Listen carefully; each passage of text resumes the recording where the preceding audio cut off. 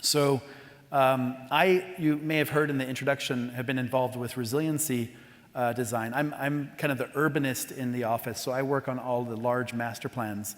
All of you remember this kind of image, New York in basically darkness, $20 billion of damage to just New York City. And a whole new neighborhood was created, Sopo, south of Power. I lived there, I worked there, so I really felt the effects. Everything in gray is what flooded. And we entered a competition that was international.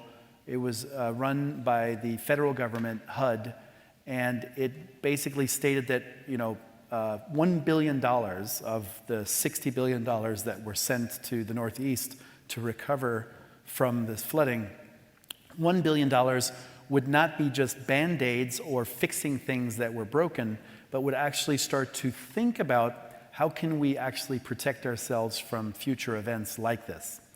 And if you think about Katrina and actually what was done in the aftermath of Katrina, the Corps of Engineers went in and built a huge concrete wall, a levee, and basically you're looking at that concrete wall for the rest of your life if you're living on the water edge, which is not too pretty. And in Germany, where there's flooding a lot on the rivers, they actually do these deployables, but that's very German. I mean, they get that shit, built. And if you think it's like the weakest joint, if it leaks, it's going to flood the entire city, but there is no leak. This is not, you can't do this in New York. So we had to think of a way of actually doing the flood protection, but having it passive, meaning that it was just always there. You didn't know. So when you think about that, the High Line in many ways is social infrastructure. So it takes an abandoned infrastructure, the rail line, and it places a park, the social benefit on top. So we thought of our flood prevention as social infrastructure. How can we weave in people and what the activities of people into actually a system that will prevent flooding in the future? We call it the Big U. So it's the sort of on the coast, and it's a continuous kind of flood prevention system, a wall, so to speak, or a levee, and yet it is kind of not visible. It's more of a park or urban furniture. So in this case, on the west side, which has very little room, you have basically furniture that you can sit upon, but then protects you against flooding. In the east side, where there's more room, it's a berm that becomes a park. And this berm is protecting you against sea level rise and climate kind of changes. So this is what it looks like today. You have tennis courts, the street, and the housing is all on one level. Just on the east side alone, in the Lower East Side, 200,000 people were homeless after Sandy. And so in the future, we would build basically the flood prevention system, which could become, courtside seats for the tennis courts. It becomes an acoustical barrier from the cars so you don't hear them in the park. And then we build a bunch more bridges so that people can actually get across. So it's, I'm really happy to say that out of the 10 miles that we designed, 6 of those will actually be built, even in my lifetime. The first 2.5 miles starts construction next year. It's all on the Lower East Side, and it's remarkable that actually 37 public agencies all have to work together to get this built. And we have 5 public agencies as our client because they all have to say, they have to have equal kind of rights. So I think what this project shows is that you don't actually have to be building buildings when you are an architect. You can take the same thinking that you've learned and to kind of contribute it to public spaces. Another project that we did is the Superkilen project, which is this in the lower left. It's an area that was completely abandoned. It was an old rail line. The rails were taken out in the 70s, and then it just became kind of a place where there were needles, kids would be beaten up, knifings, and all of those things. So the city decided to do a job on investing money into this site, and we created the red square, the black market, and the green park, over 1 kilometer. The other important thing about this neighborhood to note is that it's made up of about 60 different nationalities. It's really one of the most multicultural neighborhoods of Copenhagen. So instead of asking an Ethiopian immigrant to sit on a Danish bench, we literally asked all of those different nationalities, tell us about your favorite bench or your favorite fountain. We asked it in newspapers, on radio shows, and we got over 1,000 suggestions from people. And we became curators, not architects. We curated that entire 1 kilometer long stretch with 100 different objects edited out of the 1,000 that were given to us. So we now have a Moroccan water fountain in Copenhagen. We have a dentist sign from Qatar behind it. We have from little family swivel chairs from Baghdad, swings, that's what I was looking for. Thai boxing rink from Thailand, and of course from England, a rubbish bin. From Finland, a really wonderful bike kind of rack, and the red square sign from Moscow that's now on a shawarma stand in Copenhagen. Even the landscaping is actually sourced from different countries. So the palm trees are actually from China, and they grow in a Scandinavian climate. So it's a remarkable park that really, in many ways, is also how people can design their own spaces. And we, as architects, designers, really are about helping them become a participant in the design process. So both the Big U and the Superkilen Park both have heavy involvement from the local constituents. Then I thought, since I was coming to Dallas, I would, I know you guys hate the Redskins, but I don't know, I haven't been able to really talk about this very much, but we've designed 4 stadiums in the last 18 months, some of which aren't yet public. But the first person that ever came to us was Dan Snyder, who asked us to get this. This is where you have to like really respect the thinking. He was like, you know, Bjarke, the millennials, we're losing the millennials. They're not going to the games. How are we going to get them to the games? He goes, X Games, I hate them, but you got to love them. You know, and so, he goes, you know, I'm a football guy. You know, I don't do all this other stuff. I need a stadium for 10 days a year. And then you're sort of thinking about this, like some of these stadiums are insane, right? They're now up to $1 billion, $2 billion. I think the LA is $3 billion.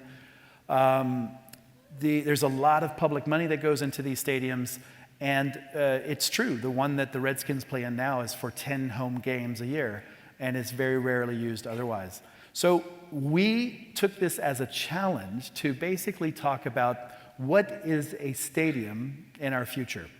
And I think some of the things I hope you can appreciate. So the first thing that we looked at was actually a much smaller venue. So back in the old days, they would build 80, 90,000 seat stadiums. The last one built for the Redskins was about 95,000 seats. Now it's about a 58,000 square seat stadium. And so it's a lot smaller. And he remembered when he was a kid growing up and he went to RFK, he loved the kind of intimacy that the stadium had. And he loved that it was bench seating, not seats. He loved that you could like stand and slam on the benches and the whole stadium would start to shake. He goes, I want a shaking stadium. So our engineers weren't really into that. But so when you start looking at stadium design, you quickly get into kind of the potato chip. That's like the ideal kind of bowl design. that gives everybody wonderful views. But in current stadium design, and you might know this from your own, there is you have, of course, the suites and the boxes and all of that jazz. So many design stadiums actually are 3 or 4 tiered, where you have a kind of a bowl seating, and then there's a row of boxes or suites, and then you have, again, some bowl seating, and then you have and it really, when you look at a section of a stadium, it really cuts it up. And you no longer feel like you're in one stadium. You feel like you're on one of those tiers. So we wanted to design a stadium that actually had a single bowl that we would then cut the kind of the suites and the boxes into. But that when you look at actually how the people are sitting, you can still go from the bowl, and it would just be interconnected all the way through. And we called this collective intimacy, that you basically are creating an intimate space for 60,000 people, if that's possible. And you're creating a collective experience. There's something happening on the field, all of you are watching it, and yet you kind of have your own space in order to, you have the collective kind of experience with the roar of the crowd, but you still have the intimate of actually your view being very, very close to the action. So in the way that we designed the building, the other thing that Dan was really crazy about was the tailgating. And he goes, it's all about the tailgating. I love tailgating. And so we decided to think of a stadium not only as an object, but actually creating a space. What if you actually turned basically the stadium inside out? What if the actual parking also became a stadium? Think of old drive-in movie theaters, and that suddenly the stadium is not in the middle of the parking, it's actually at one end of the parking. What if you then tiered it so that you would actually have some parking that would be located under the tiering, and you created basically, then you cut slivers into the parking to provide concessions. So you can actually go from your car and buy things very close by. And then, many of you probably know there are fences around all of these stadiums because there's ticketing, and then you're not supposed to like get from one place to the other.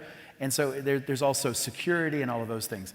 So we decided to go medieval and create a moat around the entire stadium. So this moat actually has a wave generator that can create surfing competitions for those X Games. And so it's a multifunctional kind of event space that even on non-game days, people would actually drive here to actually enjoy the space and the event. And then imagine rock concerts, that the very same places that you are parking in the parking, because Dan said, I hate concerts. Every time the Rolling Stones come, they screw it up. And so he doesn't want, I'm sorry for, no one's allowed to tape this and send it to Dan. I just realized. Oh geez, I'm in trouble. Anyways, he doesn't like concerts on the grass because the grass is holy. So we decided to basically use the parking, right? Parking as the actual venue. So you're actually, you're getting out onto and then the stadium becomes the backdrop of the actual event. I think in most cases, whenever these concerts are in different stadiums, you actually don't know what city you're in. But now, when Mick Jagger's up there and you got the stadium behind, you're actually going to use the stadium as a kind of frame for the action. So these are just some ideas that we have brought both urbanistically and from a kind of viewer experience to the project. And we're currently doing feasibility studies for different sites for the stadium. So all of this was actually done siteless, without a site, just thinking of the amount of space that we would need for parking and for the actual stadium and bowl. So other projects that we have ongoing are Google. We're designing the headquarters. Google is great because if you look at, these are like the leadership kind of diagrams. So, of course, Steve Jobs was in the center telling everybody what to do. Amazon is all about delegation, so Jeff only sees 2 people all day, and then it gets delegated down. Of course, Facebook is this network of social connections. Oracle has a larger legal department than it does engineering. Microsoft creates all these different teams, and they hate each other's guts. And then you have Google, which is a system. Like, they just love systems. Sergey and Larry are just these kind of birth folks of different systems. So they were software system, then they became a transportation system with the autonomous cars. They became a mapping system. They're now into telecommunications. So it's a pretty amazing thing. And when engineers work on solving a problem, they oftentimes take 10 engineers, put them in a room, and say, solve this. And there's no ego. There's kind of like just, let's work together, a very collective approach to problem solving. And so when they had asked previous architects to design their headquarters, they'd always just chosen one architect. They went through 4 architects to design the same headquarters that we're designing now, and it never happened. They never connected. So this time around, on the 5th go, they decided to say, okay, we're not going to hire 1 architect, we're going to hire 2. You guys get into a room and figure this out. So it was a very similar kind of approach as their engineering approach to problem solving. Thank God they didn't ask 10 architects to sit in a room. So 2 is already enough. But Thomas Heatherwick and ourselves basically are designing 3 headquarter buildings for them, each with about 4,000 to 5,000 workers in them. Up until just now, Google has only been working out of existing buildings for 25 years. And so they've been so busy making things and creating sort of Wi-Fi around the world, cloud system computing, Google Maps, that they now are getting into actually creating spaces that are tailored to their thinking. When you consider that Google, as a campus, as a place, is actually as large, if not larger, than the actual city kind of Mountain View with its sort of city core, it's remarkable. These Silicon Valley companies are not only designing office buildings, they're designing schools, homes, bus routes, all of these things they're sort of in charge of because it's really much larger than these communities can actually do or permit.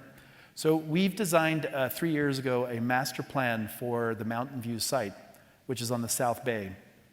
And when you consider that all of these Silicon Valley companies all have and are partnered with the towns that they are headquartered in, it's pretty remarkable what's happening out there.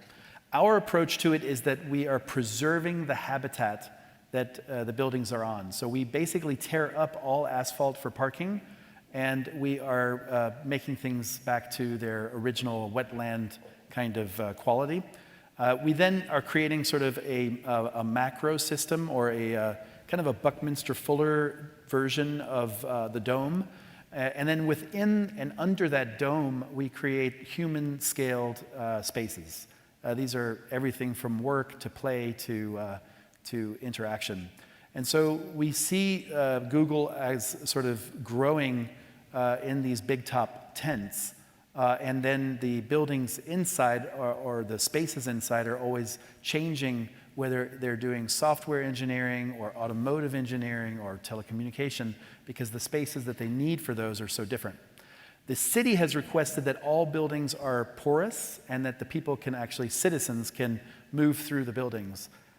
Very, very different from, say, Microsoft. If you go out to Redmond, Washington, where you won't even get on the campus and you have to have a card to get into any building, and by just the card tells you which things you can get into and not get into.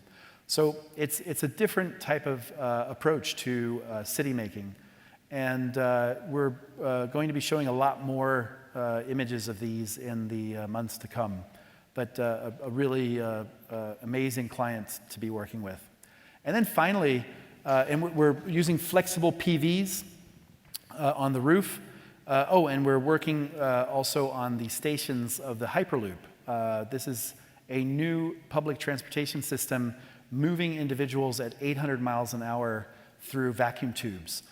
For any of you who are old enough, you will remember the vacuum tubes that you would stick mail into, and then it would go through the buildings and out to the other end, or banks if you're doing the drive-through window. Same idea, but now place yourself into that tube and move very quickly. I did put this in here. This is a very quick little research project we did for Audi, the car company. You'll appreciate this. So Audi basically said, you architects are showing the future in your renderings. And every time you show the future, there are no cars. And they're just people riding bicycles with smiles on their faces. And if everybody was like that, then you're basically telling them not to drive. How can we make you understand to put cars into your renderings? And so can we work together with you? And we thought, what a great challenge. Let's do it. And so we asked them, like, what are you? And the 4 rings are 4 different car companies that came together about 100 years ago. And they said, we're a car company. And we were like, nope, you're not. You're a mobility company. You're moving people from one place to another. What if you, you think of yourself as a car company, but what if you think of yourself as Audi bikes, or Audi trains, or Audi blades? Then you're creating a Audi experience, no matter if you're on a bike, on a train, or on a blade. Maybe it's that new car smell, or it's the closing of the door as you get into a car, like something that will remind you that you're in an Audi train or an Audi kind of bike. And they loved it. So they let us kind of work further into it. And then we were like, really, this is about 5 years ago, so it's a little bit dated. But we were looking into driverless kind of technology. The reason I show it is because driverless technology 5 years ago was truly kind of out there, but it seems that it's becoming really quickly adopted and accepted. And I wanted to talk about the kind of urban implications of driverless technology. So this is what LA does when it has traffic issues. It just adds more lanes. That's pretty typical for a lot of cities. But if you think about, cars have become more automated over the last decade or so. We have automated brakes, we have self-drive parking cars. There's huge kind of competitions to create even more automated cars. We've been actually riding automated public transportation systems for years. We've been flying on cruise control for decades. So it's not something that is so out of whack if we just sort of give up the control of the car and just sit back and relax. But if we look at what it means in terms of our cities, so here's Barcelona built to a medieval walking, right? So the streets and everything are based on a person walking through that city. Same city, Barcelona, but now with the horse and carriage. So you can see that the streets are wider, they're straighter. You have boulevards. Now we go to Moscow, which at this point was where the first subways were being built, and you have garden cities, literally parks with lots of high-rises. And then we have Los Angeles, a city that was built sort of upon the car.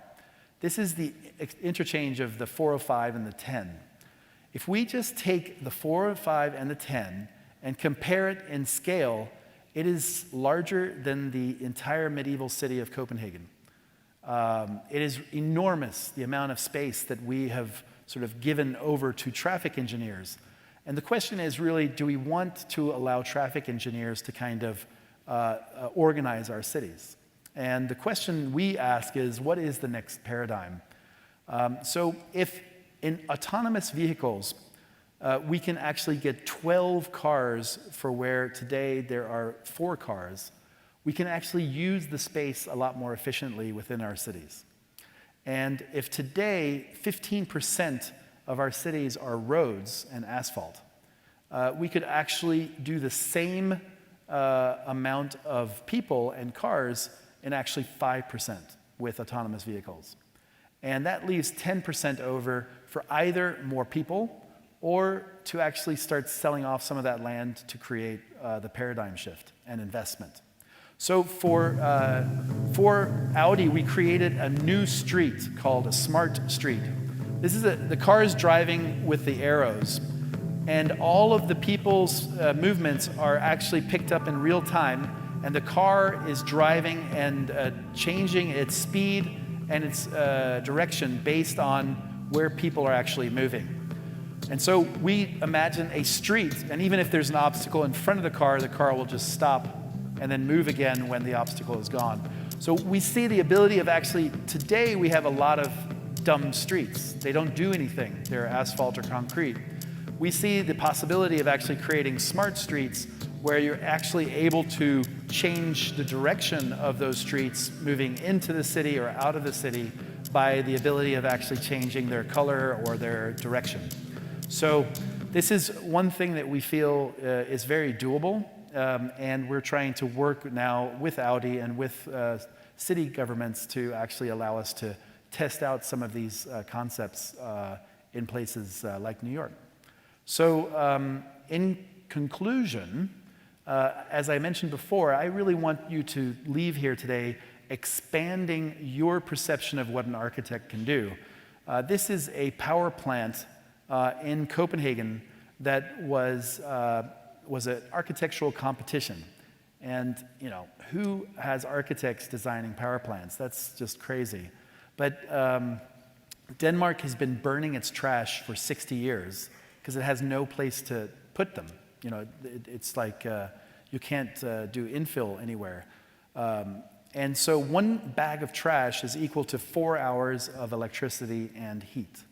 And this this waste energy plant is located in the center of the city. 400,000 tons of trash go in there, and 550,000 citizens get their heat and their electricity from this. So 1 ton of trash is equal to 1 2/3 barrels of oil. I know I'm talking to the oil community here, so you're not going to be real converts yet, but maybe little by little we'll chisel away at the oilness. But if you consider that engineers have historically been building power plants, and they look like this, they look like dumb boxes with smokestacks. There isn't really a lot of urban quality to these things. So we thought if we are designing a power plant, and it's going to be the tallest building in Copenhagen, and it is going to be the most expensive building in the history of Denmark, why not do something with it? So we decided here's the old plant that it's going next to. We decided that Scandinavia has the seasons and the snow for skiing, but it doesn't have the topography. It's flat. Well, we now have mountains of trash. Why don't we actually graft a ski slope on top of the power plant? And so we have a power plant. It's tall. We can create black diamond, blue, and green slopes. You take an elevator up, and then you ski down the power plant. We were surprised, as you are, that we won this competition. And the first call I got to congratulate us was actually from the Pentagon. And I kid you not, a gentleman is like, I heard you guys won a waste-to-energy plant. And yes, sir.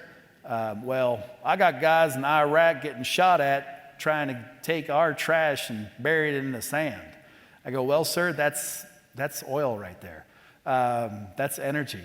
So it's ironic that you would send people out to the Middle East getting shot at to protect oil when the very waste, if you think about it, waste is plastics, right? What is plastics but oil? So I only am emboldened by the idea that our future generations, our kids and their kids, will actually see all of the landfills in our world here in America as oil fields one day. But maybe we will wake up and see that as well.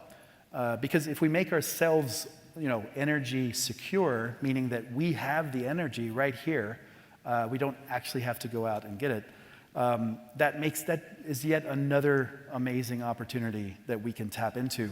And the Danes have been doing this for 60 years. And if they can power 550,000 people in their city, it's also doable for you. You may also notice, if you look a little bit sort of closely, and I'll get to that in a little bit later. So here it is. You can shred all day long. It's a plastic mat, a recycled plastic, that all the skiers actually ski on as well when they're practicing in the summer. And then in the winter, the snow falls. You have night skiing. You have kids climbing. You bring your date on date night, and you have a view out over the city. You have the world's tallest climbing wall, and it's a real recreational center. So you're taking people that would normally be NIMBYs, I don't want to have a power plant in my backyard, to YIMBYs. Yes, I want to ski in my backyard. So it's about how we can also change perceptions in the city. But I think, and this is getting built, it's going to be finished this summer. The skiing also is now currently being placed on top of the plant. So here you see the facade is actually all done. And I really encourage you guys, if you want to make it to Copenhagen and really see some of these buildings up close, it's pretty phenomenal. But I think the thing I wanted to sort of end on is if you look closely, you'll see a smoke ring. And our idea is to puff out smoke rings instead of having a trail of smoke.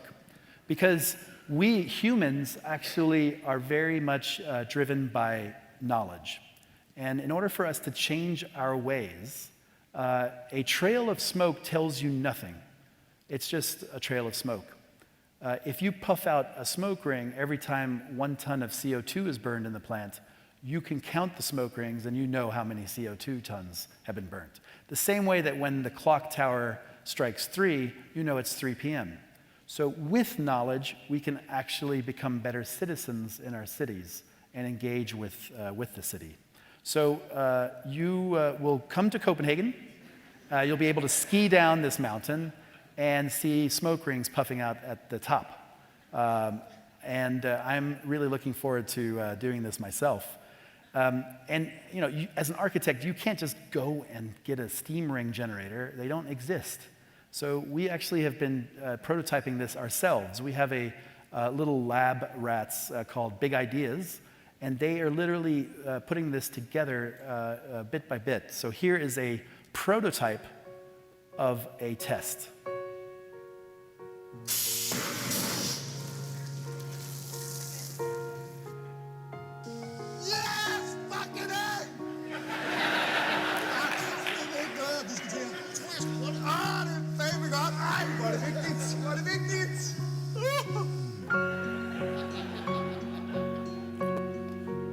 So I'm here tonight to tell you that we've made some of our dreams come true, and I really hope that you can make your dreams come true too. Thank you so much.